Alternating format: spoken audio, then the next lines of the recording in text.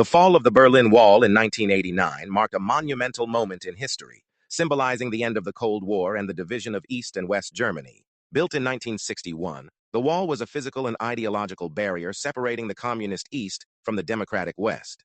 For nearly 3 decades, it stood as a symbol of oppression and the stark division between the Soviet and Western blocs.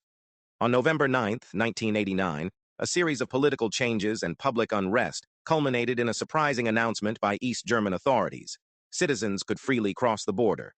Thousands of East Berliners flocked to the wall, overwhelming the unprepared guards. As crowds surged and began to climb and dismantle the wall, the once formidable barrier crumbled, both physically and metaphorically. The spontaneous and joyous celebration that ensued was broadcast worldwide, capturing the spirit of newfound freedom and unity. Within a year, Germany was officially reunified, and the fall of the Berlin Wall became a powerful symbol of hope and the triumph of